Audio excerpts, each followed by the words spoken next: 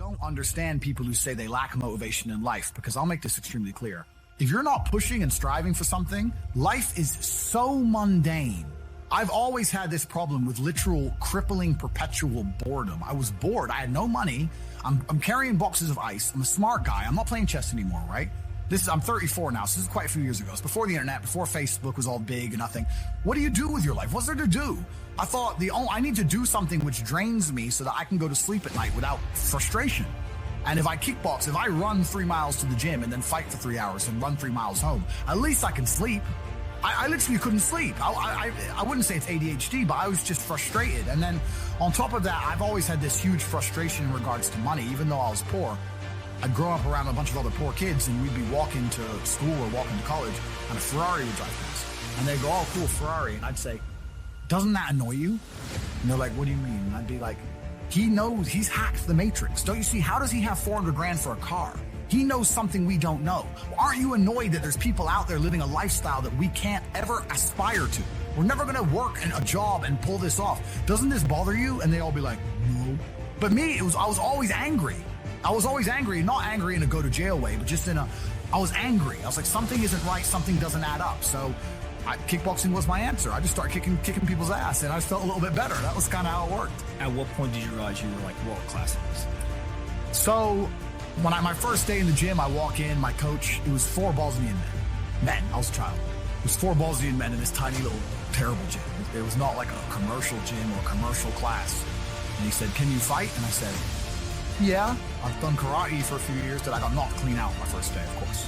And I guess they expected me to never come back, but I kept coming back. And my coach said to me, look, after about a year, he said, "Look, I want to put you into a fight." And he took me down to a town called Southend-on-Sea. And my first fight wasn't kickboxing. My first fight was actually MMA. And it must have been a little over a year because I was 18. And I was fighting a 24-year-old security doorman. And being a stupid American, I thought pounds and kilos were the same because I weighed in at like 82 pounds. He weighed in at like 90. No, I weighed in at 82 kilo. He weighed in at 90 kilo, which is an 8 kilo difference, which is almost like 20 pounds. And I was like to my coach, "Is that a big difference?" He's like, no, don't worry about it. I was like, okay. But thinking back, a 20-pound difference is a big difference in fighting, right? And I got in there and I won.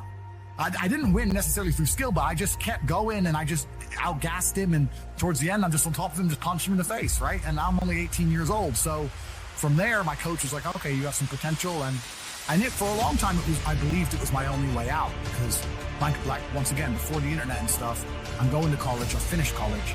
I don't believe in university because I'm too smart to get in debt for formal education. I'm too smart for that job. So I finished college. I'm working these sales jobs. I was always a good salesman. So I'm working sales jobs. I'm bringing in, $3,000, $4,000 a month, whatever. But I thought my only way to get rich is fighting. I couldn't think of another way to get rich. And I didn't fight only to get rich, but I saw light at the end of the tunnel. So that's all I wanted to do was just fight. And so at what point do you go fight for the first world championship? So I fight for my first ever world championship on 2 days' notice. So I'm in Slovakia. There was a town. I'm going to tell everyone now on this podcast. I'm going to give the secret away. If you're bored right now, if you're watching this on the internet, load up Google Maps, right? And there's a town called Košice, Kosice. And it's on the opposite end of Slovakia to Bratislava. So Bratislava is the capital, and then you have Košice on the other side. It's 4.5 hours drive from Bratislava. It's about 4 hours drive from Warsaw and about 4 hours drive from Budapest. It's in the middle of nowhere. But all the villages and all the towns, everyone around this little town, every hot girl within about 400 square kilometers lived in this town. Because there was nowhere else to go, right? And they were all there. And when I was going there, this is pre-EU. They didn't have the euro. And me and Tristan used to go there on holiday because we would clean up. And when I say clean up, Tristan's your brother. My brother. And when I say clean up, I don't mean clean up like you clean up on holiday with some in Mexico. I mean clean up with 10s, like supermodels. It was unbelievable. And a beer is like 30 cents. And we're the only men there who speaks English. So I was in Košice, and then I got a phone call from Amir saying you have a world title fight in 2 days. I was literally drunk at the time. And who's Amir? Amir's my coach, sorry. Okay. He's a Bosnian Muslim who fought in the Yugoslav conflict. Got shot 6 times until he died. That's right. So he's still like a father to me today. And I must have been crazy. I was like, okay. I can't explain, and I want to say this in a way where it's truly understood. When I say I didn't give a shit if I lived or died, I don't mean that in a sad, suicidal way. I mean that in an empowered, charging at the gunfire.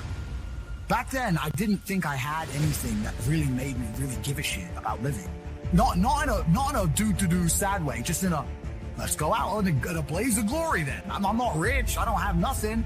I'm just banging girls in Slovakia. Well, who is this guy? So it was against the French world champion, Jean-Luc Benoit was his name. And the opponent pulled out and they needed a guy on 2 days' notice. And I had to lose 6 kilos, which is around 13 or 14 pounds in 2 days. So is that easy or hard? That's hard, bro. 13 pounds in 2 days, a lot of weight to lose. So I just stopped eating, stopped drinking, sitting in saunas, spitting all the water, just dying. Finally made weight, went to France, fought him 12 rounds, my first ever 12-round fight as well, fought him. And they gave the decision to him, but I was wrong. I beat him. And I beat him. I beat him. I didn't knock him out, but I beat him. And is this one of the 4 world championships, or this is the fifth? No, yeah. Well, it should be, yeah. But the tape was so convincing. The tape was actually sent off to the ISKA, the fighting organization, and they demanded a rematch. They knew I won, right? Okay. Look, he's France. He's French. He was in France, and fighting has a lot of politics to it. You have to understand. I mean, UFC is UFC, the real big ones. But outside of the smaller ones, it makes more sense for the French promotion of a French champion. They'll sell a lot more tickets and a lot more pay-per-views with a French champion. So basically, either you knock him out or it's going to go. It's kind of like that, right? So they commanded a rematch, and I rematched him 7 months later and knocked him out in the 8th. I became world champion. Okay. Why keep going once you've won? There's always a new mountain to climb. I mean, that's a good question, because that's also kind of the reason I quit. Because it's like, why keep going? Well, there's always someone new to fight. And I'm still not financially where I want to be. And I don't know what else I want to do with my life. So I'll keep going, right? So I fought again. I beat another Frenchman. And then I fought again. I beat 2 Dutch guys to become 4-time world champion. But one day I woke up and I was like, is becoming 5-time world champion going to improve my life? I mean, I've already got, do I need 5 belts? How much money do they pay for this fight? $3,000, $2,000. It doesn't even, you need to work on the side. You're giving up all your free time to get punched in the face. Like, it's a terrible decision. Like, I don't know why I decided to do it. But eventually, once I was world champion, I'd get like $100 grand to fight. And I'd give 20% to my manager.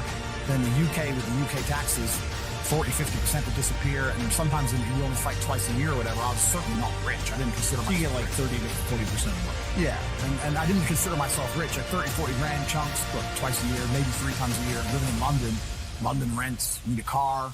You try, like, you're not rich in any way. And that's actually the reason I retired, because I woke up one day and I thought, I'm giving 6 hours a day of absolute focus and energy to this.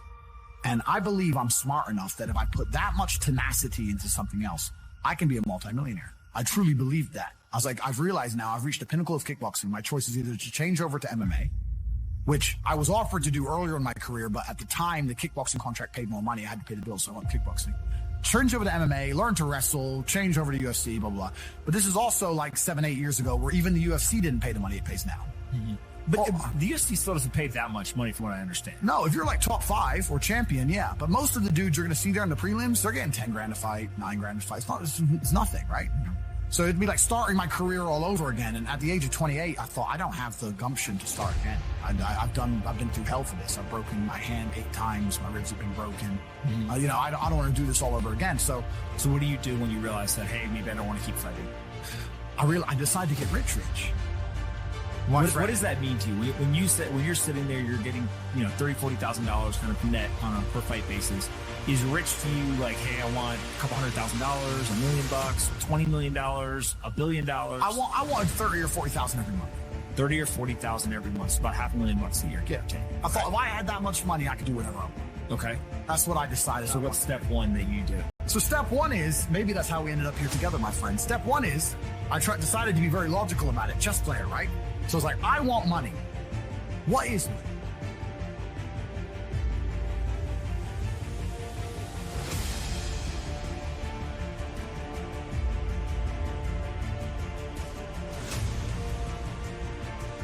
Thanks for watching.